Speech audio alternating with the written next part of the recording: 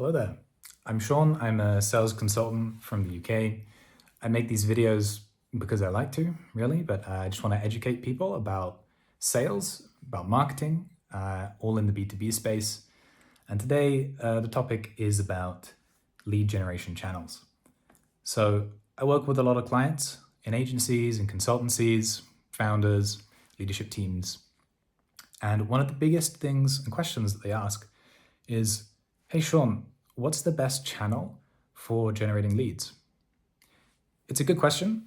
Honestly, a bit of a trick question. But today I'm hoping I can provide a little bit of clarity.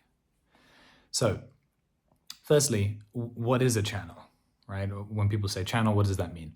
A channel just means a different method, right? A different medium for attracting people to your business, raising awareness, and then getting them to raise their hand and say, hey, I'm interested. So one channel, there's a lot of social media channels. That's one way. So LinkedIn, X, Twitter, Instagram, etc., YouTube.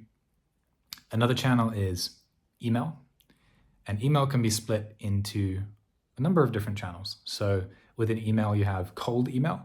That is contacting people who you don't know. You have email marketing or newsletter marketing, where you have people who you've signed up, you have their data, and you send them an email every week or every month, whatever it is. And so there's all these different types of channels that you can use to let people know about your stuff, the things that you want to sell. And that leaves you with a big question, right? It's, well, what is the best one? What should I be using? Well, in consumer marketing and sales, it can be a bit complicated. But within B2B, honestly, it's really, really clear-cut. So if you work in an agency or you own an agency, you're a consulting firm, or you have some kind of B2B tech or SaaS platform, hands down, the best channels are going to be LinkedIn and email. So that means using LinkedIn, posting content on LinkedIn, sending connection requests and DMs on LinkedIn. And then on email, sourcing data, right? Cold data, people you don't know, from websites like Apollo or ListKit, and then sending them cold emails. Now, a lot of people hear that and they think, oh, I don't really want to get involved in that. We get plenty of referrals. We get plenty of inbound leads. I go to events once or twice a year. But the problem with that is by relying on referrals and only inbound leads, you are restricting your ability to grow your business on demand. If you're not sending emails, if you're not running ads, if you're not producing lots of content, how can you gain more leads when you want them? If you're only relying on inbound and referral leads, you're constantly at the whim of other people to get business, which means the lifeblood of your business is dependent on something external, which is not a good place to be. The market right now is really tough, and not having control over the ability to bring new business into your business is a tough spot to be in. So you definitely want to get involved in LinkedIn. You definitely want to get involved in email. And I thought I'd give a little bit of an explanation as to how to get started on each of those channels and what the strengths and weaknesses of each of them are. So starting with LinkedIn. LinkedIn is a great channel, right?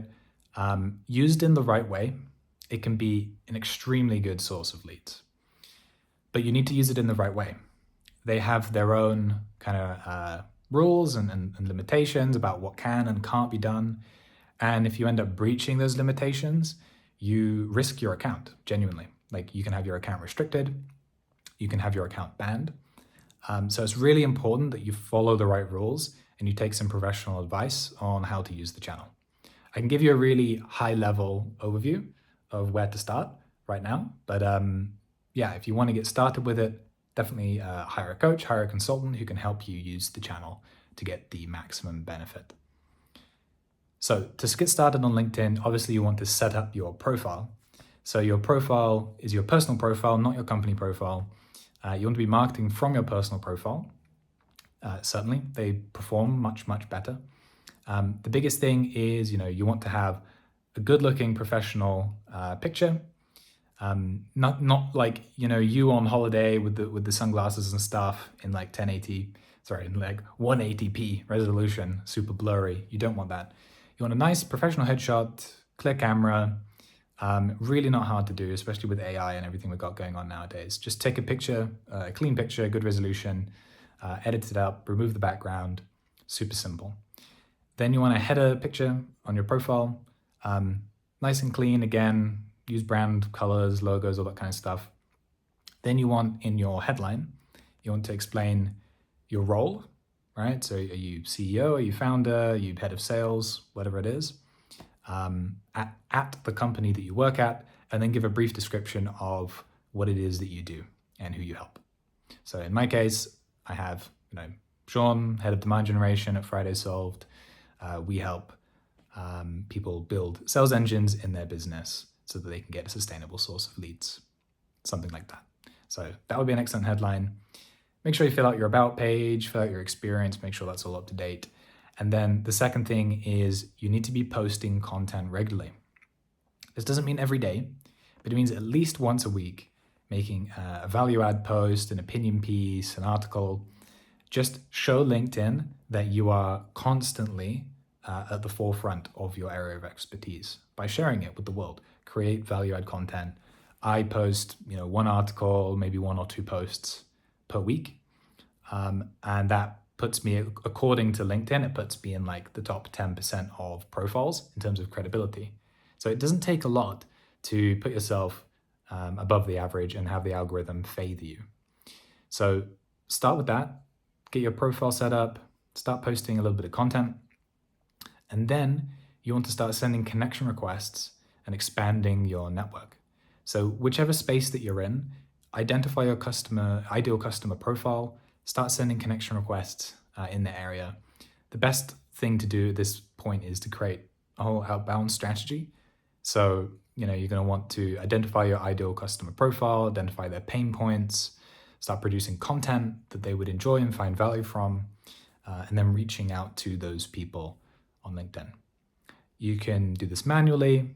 Some people use automation. We've used automation tools in the past. It's definitely works. You need to use them in a certain type of way. You can't just go and send, 100 messages a day on automation. You'll get your account flagged and possibly banned. You need to use the automation within the LinkedIn guidelines and recommendations. As long as you do that, you'll be fine. And when we work with our clients, we set them up with the right settings to make sure that they don't have any problems like that. So that's LinkedIn, really simple. In terms of approach, you want to not sell, right? So don't sell on LinkedIn. The main thing is about engaging in conversation with people, sending them resources, possibly getting them signed up to your newsletter. You can share lead magnets with people. Don't send people PDFs. No one cares about your PDF, right? It's unfortunate, but that's just kind of how it is. Maybe in 2012, but not anymore. So the best thing you can do is send people articles, get people interested in your content, and then offer them free value, right? So if you have some training videos or courses, or you have some like long form video, send those across because people really like that. People love to hear about the latest trends in their area. If you're a head of sales, reach out to other salespeople in your target businesses. That's the best way to do it. It's like networking on steroids. That's the best way you can think about it. So that's what you use LinkedIn for. And we use LinkedIn quite successfully. We managed to set up systems that book 1 to 2 appointments with ideal prospects per week for every profile that we set up. So you could have 4 or 5 profiles in your business, like high profile people that we can use. And that will get you 5 to 10 appointments a week once it's working optimally. So LinkedIn can work really, really well. The second channel that I recommend starting with and what we use with our clients is email. So specifically cold email. Cold email, the reason it's really good is there's 2 reasons. One is that it's incredibly scalable. So I mentioned with LinkedIn that you're limited by the number of connection requests that you can make, which, it's okay, but it does limit you if you want to be able to reach out to, say, hundreds or thousands of people in a week. Cold email, you have that capacity. So a lot of people say cold email's dead, cold email doesn't work. It's complete nonsense. It does work. You just need to spend, 10, 20, 30 hours figuring out exactly the architecture and the technology that you need to use to set it up. So again, we set this up with our clients. It doesn't take too long. We have SOPs and everything. Basically what you need to do is you need to set up a bunch of different domains. Then you create new accounts on those domains. And instead of sending 300 emails from one account, you send 30 emails from 10 different accounts. And that way you can sustainably send, in that case, 300 emails per day. So it's really quite simple. It does require a little bit of technical knowledge, DNS records, setting up new accounts, purchasing domains, all that kind of stuff. But once you know how to do it, it's actually really simple. A lot of the kind of barriers that people are facing, it's almost like they're looking for reasons to not do something. So they say, every 3 months I see an article saying cold email is dead. It's complete nonsense. It's an arms race between the email providers wanting to protect their users from spam and malicious emails and the legitimate businesses who are actually reaching out to business emails, fully GDPR compliant, to inquire about businesses and services, which is completely within the rules and completely legal. But it's you trying not to get mixed up with the people who actually are malicious and spammy. And so by following the right setup, by following the right tools, by following the rules of the platforms, you can definitely do cold email effectively. So once you have your architecture set up and your system set up, what is it that you actually do? So with a cold email, again, a lot of people get this wrong.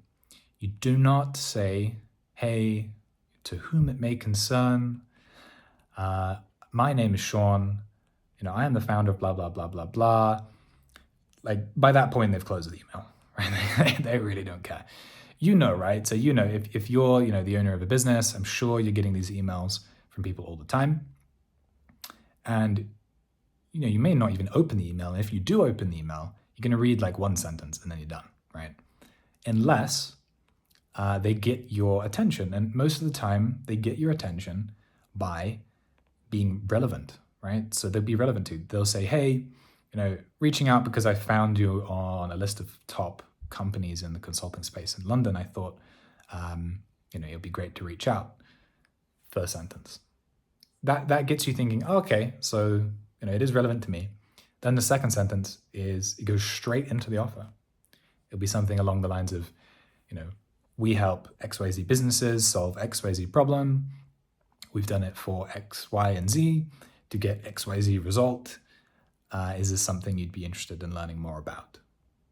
Super, super simple email. Relevant hook, offer, call to action.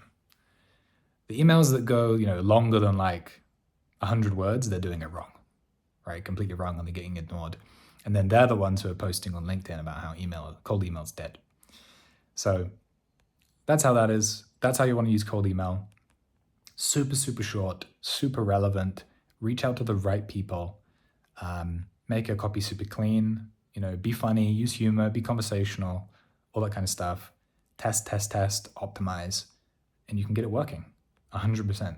Cold email does work. A lot of people are making a lot of money with cold email.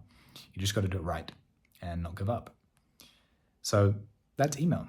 And those are the two channels that I recommend getting started with. The reason I don't recommend getting started with ads, if you're not familiar with that, is there's a lot of cost involved and there's a lot of financial risk. So, if you're not familiar with that space, I wouldn't recommend starting there. Instead, I'd recommend starting with LinkedIn, posting content, sending connection requests, and then email. And, for each of those channels, there are automation tools that we can talk about that, we're very familiar with setting up for people that can do that on autopilot. And you can set up a kind of sales engine which generates leads for you pretty much on demand at the press of a button. Of course, there's inertia. Of course, it takes time to get working, but it's this kind of systemized approach that a lot of our prospects are looking for. So I hope this has helped. I hope this has been insightful.